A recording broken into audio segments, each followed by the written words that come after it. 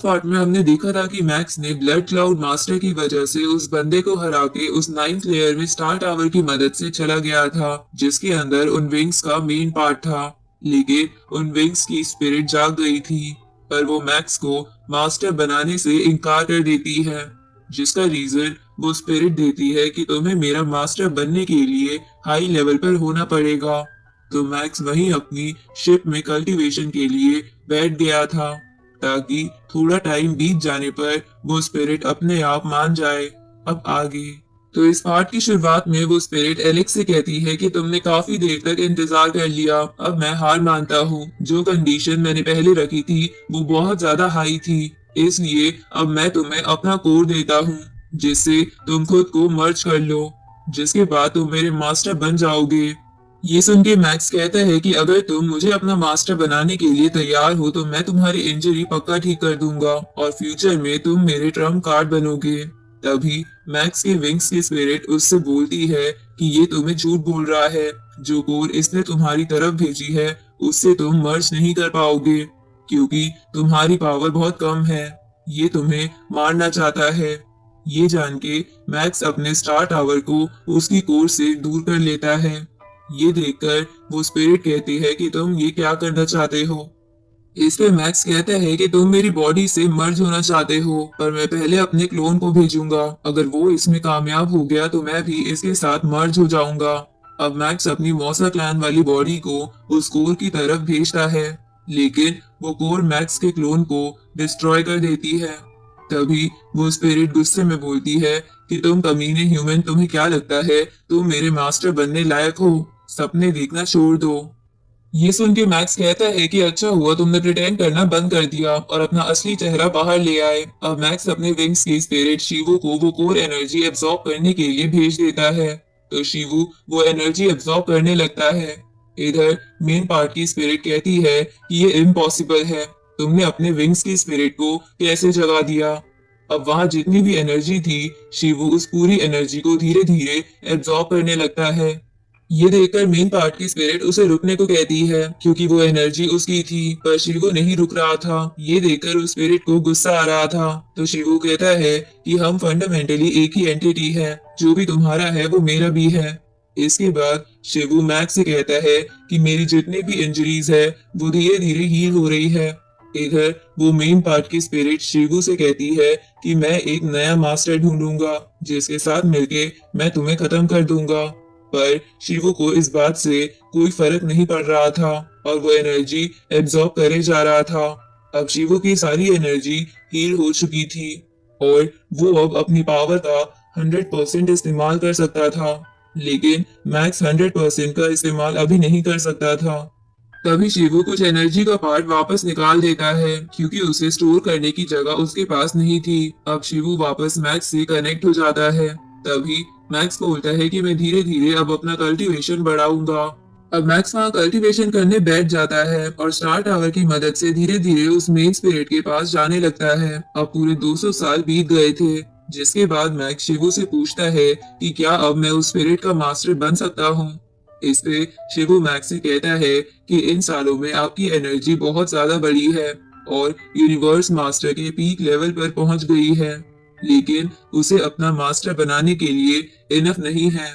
ये सुन के मैक्स उससे कहता है कि अगर ऐसा है तो अभी हम यहाँ से निकलते हैं और बाद में कभी वापस यहाँ आएंगे। अब मैक्स स्टार टावर को मोड़ के बाहर जाने लगता है। जहाँ जाते समय वो उस मेन स्पिरिट से कहता है कि जब मैं वापस आऊंगा तो तुम्हें जरूर अपना सर्वेंट बनाऊंगा। ये सुन के मेन स्पिरिट उससे गुस्से में कहती है कि तुम बस इसके सपने देखो। अब मैक्स 9th लेयर के बाहर आ जाता है, जहां उसे अपने ब्लड क्लाउड मास्टर वाला क्लोन दिखता है, जिसे वो निगरानी के लिए बाहर छोड़ के गया था। तभी मैक्स बोलता है कि शिवू के अंदर ट्रेमेंडस ट्रांसफॉर्मेशन हुई है। तभी मैक्स अपने नए विंग्स की पावर का इस्तेमाल करता है और बबाता मैक्स को बताती है कि तुम्हारे विंग्स अब 80 लाइट ईयर्स के रेडियस को कवर कर सकते हैं। तभी मैक्स बोलता है कि जिस जगह हम गए थे उसकी दूसरी डायरेक्शन में मुझे कुछ और चीज महसूस हो रही है, आखिर वो है क्या? अब मैक्स शिप को लेकर उस डायरेक्शन में बढ़ने लगता है, जहां आगे उसका मौसा क्लैन वाला क्लोन था। तभी आगे पहुंचते ही उसे बहुत ज्यादा गर्मी लगने लगती है, क्योंकि चारों तरफ से आग ही आग थी। तभी आगे बढ़ने पर मैक्स की मौसा क्लैन वाली बॉडी एक दीवार को टच करती है जिसपे फायर थी। जहाँ ऐसा करते ही उसका हाथ उसे काटना पड़ जाता है क्योंकि उसे बहुत ज्यादा हीट महसूस हो रही थी। ये देखकर मैक्स की मौसा क्लैन वाली बॉडी बोलती है कि मेरे पास पहले से यूनिवर्स वेनरेबल डिवाइन बॉडी है, पर फिर भी ये गर्मी मुझे खत्म कर सकती है। वो तो अच्छा हुआ मौसा क्लैन वाली बॉडी में बॉडी पार्ट्स फिर से रीजनरेट हो जाते हैं, वरना मेरा क्या होता। अब मैक्स फिर से आगे बढ़ने लगता है। जहां आगे बढ़ते हुए वो बोलता है कि जिस केव के अंदर वो विंग्स थे उससे मैं काफी ज्यादा दूर आ चुका हूँ। अब जो मौसा क्लैन वाली बॉडी स्टार टावर के आगे चल रही थी वो इतनी ज्यादा हीट होने की वजह से डिस्ट्रॉय होके स्टार टावर के अंदर आ जाती है। अब मैक्स बोलता है कि बाहर का टेम्परेचर इतना ज्यादा है कि यूनिवर्स मास्टर बड़े आराम से मर जाए, लेकिन स्टार टावर के अंदर टेम्परेचर बिल्कुल कंट्रोल में है। ये सच में एक सुप्रीम ट्रेजर है। अब मैक्स धीरे धीरे स्टार टावर की मदद से आगे बढ़ने लगता है, जहां उसे एक केव दिखाई देती है। जहाँ केव के अंदर आने पर उसे आसपास बहुत ज्यादा छोटे छोटे चावल के दाने जैसे स्पेसेस दिखते हैं, जिसे देखकर वो कहता है कि ये केव ही एक मिस्टीरियस यूनिवर्स की तरह है और हो सकता है कि ये जितने भी चावल के जितने स्पेसेस हैं उन सब का एरिया भी काफी ज्यादा बड़ा हो। तभी मैक्स को वहां एक पिलर दिखता है जहाँ पर कट के निशान थे, जिन्हें देखकर मैक्स कहता है कि ये नेचुरल मार्क्स नहीं लग रहे, ऐसा लग रहा है ये किसी एक्सट्रीमली पावरफुल एक्सपर्ट की निशानी है। तभी मैक्स और आगे जाने लगता है। तभी वो बाता कहती है कि आगे का प्रेशर बहुत ज्यादा है जो किसी यूनिवर्स मास्टर को आराम से मार सकता है, इसलिए हमें वापस जाना चाहिए। इस पे मैक्स कहता है कि जिसने भी ये मार्क्स छोड़े हैं वो कोई ऑर्डिनरी एक्सपर्ट तो नहीं रहा होगा, इसलिए हमें और तलाश करनी चाहिए। अब मैक्स उनमें से एक चावल के दाने जितने स्पेस में चला जाता है जो अंदर से बहुत ही बड़ा था।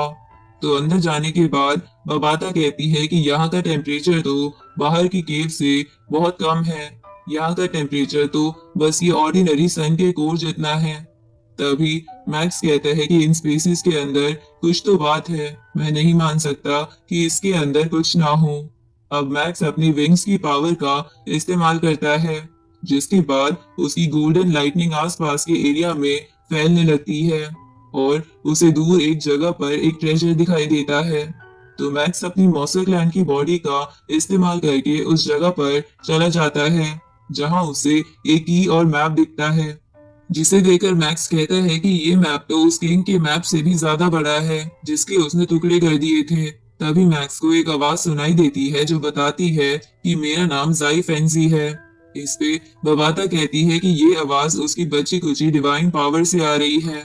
तभी जाई फैंसी कहता है कि मैं एक ट्रू गॉड हूँ जिसने 3 यूनिवर्स साइकिल देखी है और मैं एक और यूनिवर्स साइकिल को पार करके एटर्नल एग्जिस्टेंस बन सकता हूँ।